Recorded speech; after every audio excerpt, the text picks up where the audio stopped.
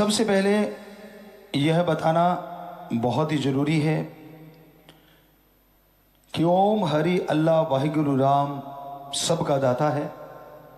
हर किसी में वो रहता है, कोई जगह उससे खाली नहीं है। यहाँ तक निगाह जाती है वो है, और निगाह नहीं जाती वहाँ भी वो रहता है। जब आप ये सोचते हैं कि नहीं मुझे कोई नहीं देख रहा और आप कोई गलत कर्म करते हैं, यकीन मानो ना मानो आपकी मर्जी, एक होता है जो हर जगह हर समय हर पल देखता है, और वो है ओम हरि अल्लाह वाहिगुरु राम। ये तो मत सोचो कि वो जानता नहीं, और ये भी मत सोचो कि आप उससे कुछ छुपा पाएंगे, क्योंकि वो परम पिता परमात्मा कण कण में है, जर्रे जर्रे में है, आपके अंदर है। जब वो आपके अंदर ही रहता है तो फिर तो आपके हर विचार, हर सोच, हर कर्म, आपकी हर नियत को पहचानता है। इसलिए कभी ये मत कहो कि वो मुझे देख नहीं रहा, और कोशिश करो बुराई का संग कभी ना करो।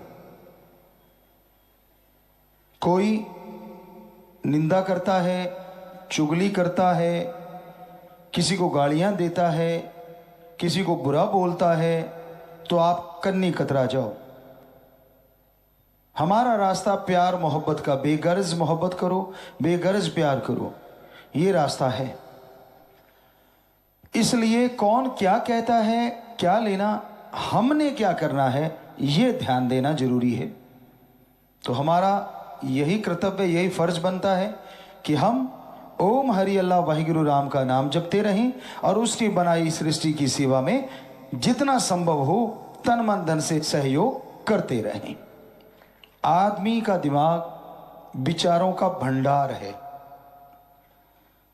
तरह तरह के विचार चलते रहते हैं।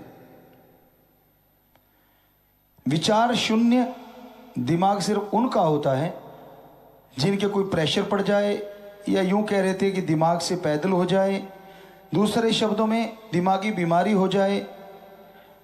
वो भी बिल्कुल शून्य नहीं होता, उसमें भी विचार, लेकिन उल्टे विचार, गलत विचार ज्यादा चलते हैं, ना समझी के विचार ज्यादा चलते हैं।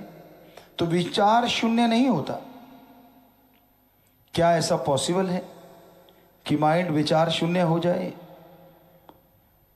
कि विचार कुछ देर के लिए स्टॉप हो जाए, रुक जाए? जी हां, ऐसा संभव है। हमारे सभी धर्मों के पवित्र ग्रंथों में लिखा है, पवित्र वेदों में लिखा है कि अगर आप ओम हरि अल्लाह वाहिगुरु राम का नाम जपेंगे, जब आप समाधि में जाएंगे, आपका ध्यान दोनों आंखों के बीच, नाक के ऊपर, ललाट, माथे की ये जगह पे जब जाएगा, तो आप एक तरह से पूरे शरीर में से रूह को समेट के यहां लेके आते हैं। और जब विचार यहां एकाग्र हो जाते हैं तो उस समय लगभग दिमाग विचार शून्य होने लगता है। और जैसे ध्यान यहां आ गया पूरी तरह से, एक छोटी सी लाइट, छोटा सा तारा, रोशनी नजर आने लगी आंखें बंद होने के बावजूद, उसका मतलब होता है कि अब आप विचार शून्य होने जा रहे हैं। आपका ध्यान 100% लगने वाला है। और जैसे ही विचार जुड़ जाता है अंदर की धुन से, हम सब के अंदर ओम हरि अल्लाह वाहिगुरु राम जी ने एक धुन, एक आवाज डोरी के रूप में छोड़ रखी है, जिसको पकड़ के जीवात्मा रूह ऊपर चढ़ सकती है। और वो रूह, वो आत्मा जैसे जैसे इस द्वार से आगे बढ़ती है, जैसे जैसे ऊपर चढ़ती है, वैसे वैसे ही आदमी की आत्मा पवित्र होती है, विचार शून्य दिमाग हो जाता है, और दिमाग की सफाई हो जाती है, दिमाग स्वस्थ हो जाता है। तो अपने दिमाग को विचार शून्य करने के लिए सुमरन, भक्ति, इबादत, राम का नाम जपना जरूरी है। राम का नाम जपने से जरा सोच के देखिए, थोड़े समय के लिए भी दिमाग विचार शून्य हो जाता है तो दिमाग में पावर बढ़ जाती है, आत्म बल जागने लगता है और आत्म बल के सहारे आप बुलंदियां छूने लगते हैं। क्या होता है जब आप वर्क करते हैं, कोई भी हार्ड वर्क, चाहे वो दिमागी हार्ड वर्क हो चाहे शारीरिक हार्ड वर्क हो, उसके बाद क्या चाहते हैं आप? थोड़ा आराम, कि शरीर को आराम मिल जाए, आत्मा को आराम मिल जाए। तो आप कभी सोचते ही नहीं, दिमाग को आराम मिल जाए, शरीर को आराम मिल जाए, फिजिकली आप थक जाते हैं। तो जरा सोच के देखिए, जो पूरे शरीर को चलाता है, जो पूरे शरीर में काफी हद तक कंट्रोल करता है, अगर उस दिमाग को आराम मिल जाए, और आराम के बाद जैसे आप जागते कितने फ्रेश होते हैं, दिमाग उससे हजारों गुना ज्यादा फ्रेश होगा और आपके अंदर अच्छे विचारों का तांता लगा देगा। पर सुन समाधि में जाना जरूरी, भक्ति इबादत करना जरूरी। क्या ये सुन समाधि जो इतना हैवी वर्ड लगता है सुनने में, कोई बड़ा अलग से कोई बवंडर है, बड़ी चीज है? जी नहीं। सुन समाधि का मतलब होता है अपने शरीर से आत्मा को समेट के इस पॉइंट पे लेके आना। उसके लिए चलते बैठ के लेट के काम धंधा करते सुमरन करो, और जब सुमरन पे कमांड हो जाए, शब्द आपकी जुबान पे चढ़ जाएं, तब पालथी मार के बैठो। मॉर्निंग में सुबह सवेरे 2 से 5 के बीच में घंटा, शाम को खाने के बाद घंटा, 2-2.5 घंटे बाद, रात के खाने के 2-2.5 घंटे बाद 1 घंटा जाप करो। पर आज का दौर ऐसा दौर है, यहां नकाबपोश बहुत हो गए हैं। दिखावा कुछ और, सोच कुछ और, करना कुछ और, दिखना कुछ और। तो भगवान राम ओम हरि परमात्मा इतना भोला नहीं है जो आपकी नकाबपोशी को ना देखे या आपकी दोगली चीज को ना देखे। परमपिता शास्त्रनाम जी महाराज फरमाया करते थे, एडा भोला खसम नहीं जेड़ा मकर चले तर ना जाने।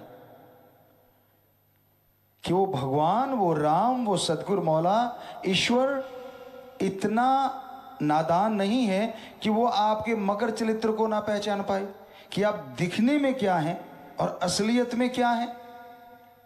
ये अलग बात है। ना तो भगवान किसी का पर्दा उठाता है और ना ही उसका कोई संत पीर फकीर अवतार पर्दा उठाता है। लेकिन जैसे कर्म करोगे, आज नहीं तो कल सामने आएंगे और भरने पड़ेंगे। पाखंडों में मत पड़ा करो, हमेशा ध्यान रखो। एक तो दिखावा मत करो, ढोंग ढकोसले नहीं होने चाहिए। एक पाखंड बात, बड़े पाखंड हैं, आपने सुनी होंगे, हमने तो अपनी आंखों से देखे। बड़े पाखंड है, छींक मार दी उसका पाखंड है, इस दिन नहाना नहीं उसका पाखंड है। आजकल तो क्योंकि न्यू जनरेशन और नए नए बच्चे आ गए हैं, नए नए पाखंड भी शुरू हो गए हैं।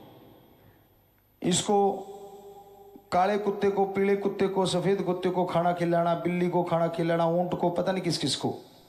वैसे अच्छी चीज अगर खिलाओ तो बढ़िया बात है, अगर आप पालतू जीवों को रखते हैं और उनको खिलाते। लेकिन अगर पाखंड रूप में कि भाई मैं 1 दिन बाद, 2 दिन बाद, 3 दिन, अलग अलग दिन रखे होते हैं कि फलां जाके ये करना है, फलां जाके ये। देखा हमने अपने गांव में ये चीजें होते हुए। घर वाला बाबा, खेत वाला बाबा, सांझा बाबा, वो खोता कुछ नहीं, थोड़ा सा खड्डा खोता, उसमें कच्ची लस्सी चढ़ाना। एक बार हमने बुजुर्ग से कहा, ये कच्ची लस्सी क्यों चढ़ा रहे जी, प्योर क्यों नहीं चढ़ाते? क्या आप सोचते हो कि बाबा के प्योर दूध पचेगा नहीं? तो वो कहने लगे, सज्जन ऐसा कुछ नहीं है यार, दूध घर में कम है। अब बाबा ने कौन सा मीटर लगा के चेक कर लेना है? 100 ग्राम दूध है, 400 ग्राम पानी है, बाबा को चढ़ा देंगे, बाबा खुश और हम भी खुश। नियत में जब खोट है, कहीं कुछ भी करते फिर वो मिलना क्या है? सो कहने का मतलब इतने पाखंडी लोग हैं और आप हैरान हो जाओगे। ये एक नई चीज चली है जो हमने सुनी बच्चों से, वास्तुशास्त्र या कुछ भी, हमें नहीं पता वो सही है, हम उसकी निंदा नहीं करते, पर हम सिर्फ इतना हाथ जोड़ के पूछना चाहेंगे, दिल्ली, मुंबई, बड़े बड़े महानगरों में जिनके दरवाजे ही दक्षिण की तरफ हैं और वो करोड़ोंपति हैं, तो करोड़ोंपति कैसे हो गया आपके अकॉर्डिंग? घर में खोट है, घर तीखा है, उल्टा है, सीधा है, नीचा है, 1 इंच जगह धरती की नहीं है यहां कोई ना कोई ना दफनाया गया हो। जब से सृष्टि साजी है 1 इंच जगह या तो जलाया गया या तो दफनाया गया। जब से सृष्टि साजी, तो इस हिसाब से तो आपको हवा में घर बनाना चाहिए। हवा में भी कोई ना कोई गड़बड़ हो जाएगी। हवा इधर की क्यों चलती है, इधर की चलनी चाहिए, वो तो बस में नहीं है आपके, वरना इस पे भी कोई ना कोई पाखंड आ जाता। तो मत पड़ा करो इन पाखंडों में। लोग अपने सुख शांति को तिलांजलि दे देते हैं सिर्फ पाखंडवाद की वजह से। कोई सज्जन आया, नहीं तेरे घर में खोट है, इसमें ये दबाना पड़ेगा। अरे फिर कैसे निकल जाएगा भाई? किसी की कोई चीज दबाने से खोट निकलते तो फिर तो हर कोई उसको दबाए और वो अरबोंपति बन जाए। तो ये फजूल की बातें हैं। साईं जी के समय से हर समय ये चर्चा करते रहे कि सच्ची बात ये है, कर्म अच्छे करो, विचार शुद्ध रखो, तो कुछ पाखंड करने की जरूरत नहीं। भगवान जी आपका साथ जरूर देंगे, हर जगह देंगे। तो हम किसी का बुरा कभी नहीं कहते, लेकिन लॉजिक तो होना चाहिए ना कुछ। बिना लॉजिक के, और धर्म हमारे लॉजिक के इतने खरे हैं जो लिख बोल के बताया नहीं जा सकता। तो धर्मों की बात को सुनो, अमल करो, यकीन मानो, जरूर खुशियां हासिल। सतगुरु तेरा ही आशा सभी साध संगत जी से निवेदन है कि मेरा चैनल जरूर सब्सक्राइब करें जी। धन धन सतगुरु तेरा ही आसरा।